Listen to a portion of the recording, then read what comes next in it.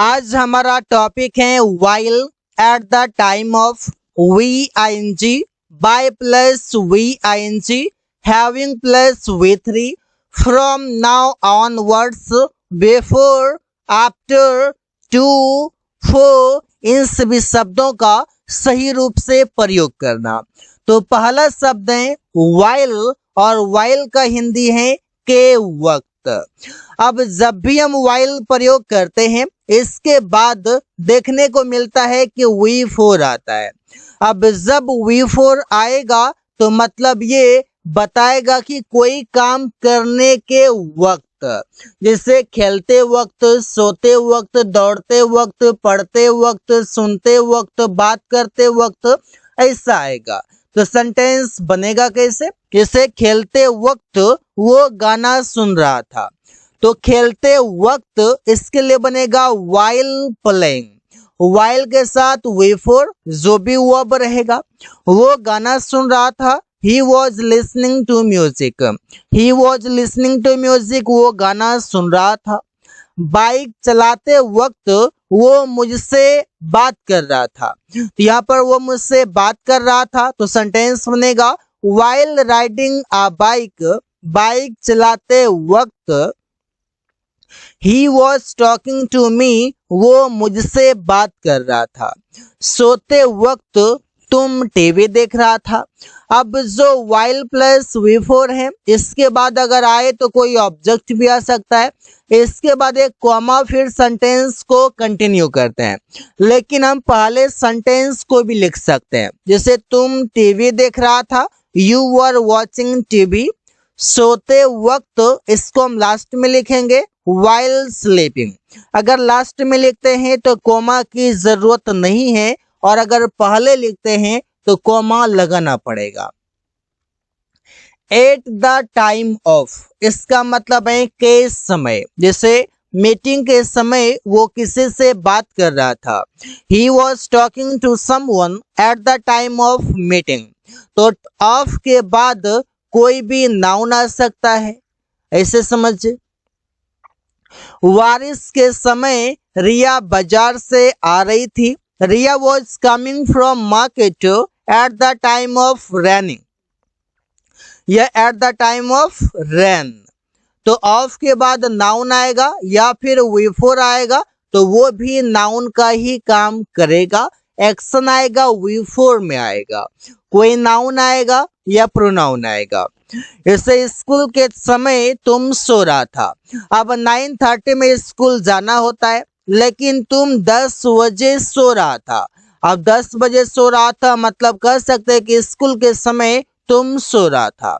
तो you were sleeping, तुम सो रहा था eight the time of school, school के समय। तो ऐसे ही खूब सारे सेंटेंसेस बना सकते हैं। The more you make sentences the more you get fluent. अगला वर्ड है वी आई एन जी। इसका मतलब है कर करके। जैसे मैं अपना काम पूरा करके बाजार गया, तो मैं बनाऊंगा पहले मैं बाजार गया। I went to market completing my work. मैं बाजार गया, I went to market, अपना काम पूरा करके। तो पूरा करके लिए बनेगा completing अपना काम, my work। तो यहाँ पर completing जो है ये we के साथ ing लगा हुआ है, मतलब V1 में ing सफिक्स किया हुआ है। तो ये हुआ एडवांस तरीका। लेकिन अगर आप चाहें तो सेंटेंस को ऐसे भी बना सकते हैं आफ्टर कंप्लीटिंग। आफ्टर भी आप लगा सकते हैं, लेकिन एडवांस तरीके से आपको न्यूज़पेपर सब में देखने को जो मिलेगा ये आफ्टर ये सब देखने को नहीं मिलता, डायरेक्ट कंप्लीटिंग मिलेगा। वो खाना पकाकर ऑफिस जाती है। She goes to office cooking food. Cooking food का मतलब है खाना पकाकर वो ऑफिस जाती है। सुमन उससे बात करके रो रहा है। सुमन इज वीपिंग, सुमन रो रहा है उससे बात करके। Talking to him, talking to him मतलब हो गया उससे बात करके। By plus V I N G, और इसका भी मतलब है कोई काम कर करके। जैसे पैसे कमा करके वो एक कार खरीदा। ही परचेज्ड अ कार, वो कार खरीदा। बाय अर्निंग मनी, पैसे कमा करके। तो कमा करके मतलब बाय अर्निंग, बाय के साथ V1 में आईएनजी को ऐड किया गया है। झाड़ू लगाकर वो पैसे कमाता है। ही अर्न्स मनी, वो पैसे कमाता है। बाय स्वीपिंग मतलब झाड़ू लगाकर।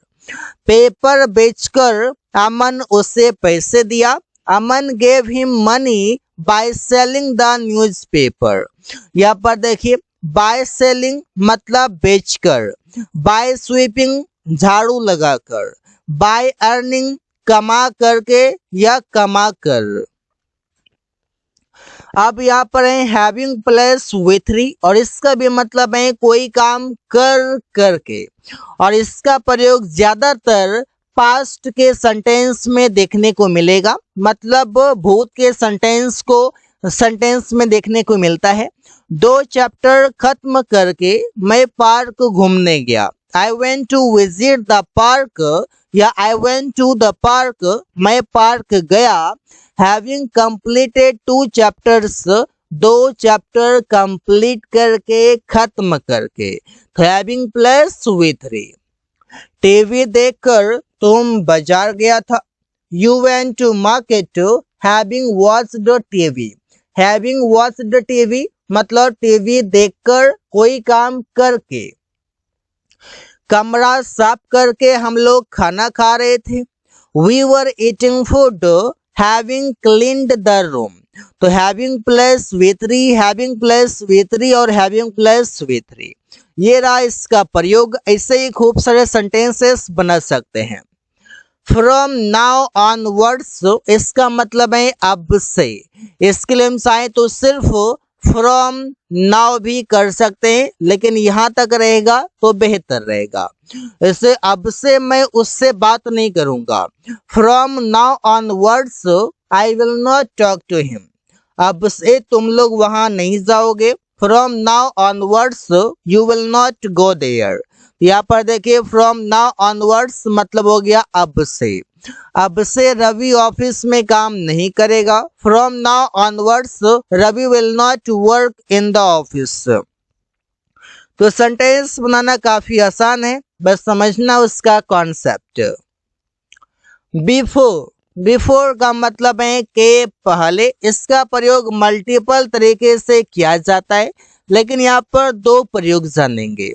एक तो जानेंगे कि ये प्रीपोजिशन होगा और दूसरा जानेंगे कि ये कंजंक्शन होगा। इससे मैं तुमसे पहले वहां जाऊंगा। I will go there before you. अब यहाँ पर यू प्रोनाउन है और प्रोनाउन से पहले अगर बिफोर आ रहा है तो दैट मीन्स ये प्रीपोजिशन है। डॉक्टर के आने के पहले रोगी मर चुका था। ये सेंटेंस काफी फेमस है, ये आपने सुना होगा।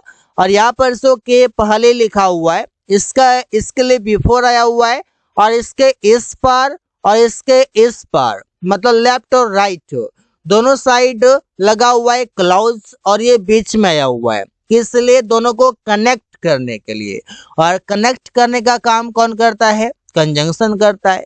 कोई नाउन या प्रोनाउन से पहले अगर आ रहे तो यहाँ पर ये प्रीपोजिशन होगा। इससे द पेशेंट हैड डाइड, रोगी मर चुका था। Before the doctor came, doctor के आने से पहले। मीटिंग के पहले सुमन आ गया। सुमन कैम, सुमन आ गया। बिफोर द मीटिंग, मीटिंग से पहले। आफ्टर, आफ्टर का मतलब है के बाद। मैं मार्च के बाद दिल्ली जाऊंगा। I will go to Delhi after March. ये आफ्टर शब्द जो है ये है प्रीपोजिशन। रवि मीटिंग के बाद उससे मिलेगा। Ravi will meet him, Ravi उससे मिलेगा। आफ्टर द मीटिंग, मीटिंग के बाद। पेरिया खाना पकाने के बाद यहाँ आएगी। Priya will come here after cooking food. अगर आफ्टर के बाद अगर कोई वर्ब आ रहा है तब तो वो V1 के साथ ING में आएगा, मतलब ये वो V4 में आएगा। और अगर कोई नाउन आ रहा है तब तो ठीक है, प्रोनाउन आ रहा है तब तो ठीक है, अगर वर्ब आया तो V4 में आएगा। टू, टू का मतलब है के लिए। जैसे मैं यहाँ सोने के लिए आया हूँ, I have come here to sleep. यहाँ पर टू का मतलब हो गया के लिए, टू स्लीप मतलब सोने के लिए।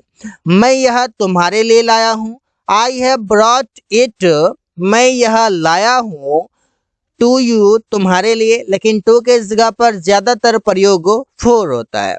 रोहन अंग्रेजी सीखने के लिए जा रहा है, Rohan is going to learn English. यहाँ पर टू का मतलब हो गया के लिए, अन्यथा यहाँ पर जो है ये इन्फिनेटिव है, टू अलग से नहीं है, लेकिन फिर भी हिंदी में जो मीनिंग आ रहा है वो है के लिए।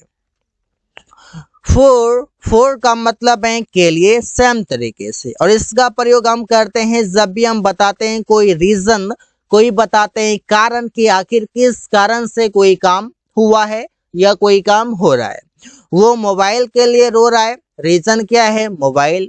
ही इज क्राइंग, वो रो रहा है फॉर मोबाइल, मोबाइल के लिए। तुम किताब के लिए बाजार जा रहे हो, you are going to market for book. मैं लैपटॉप के लिए यहाँ बैठा हूँ, बैठने का कारण क्या है, laptop. I am sitting here, मैं यहाँ बैठा हूँ फॉर लैपटॉप, लैपटॉप के लिए। यहाँ पर आप देख सकते हैं के लिए का अंग्रेजी होगा फॉर, और ये किसी नाउन या प्रोनाउन से पहले आ सकता है।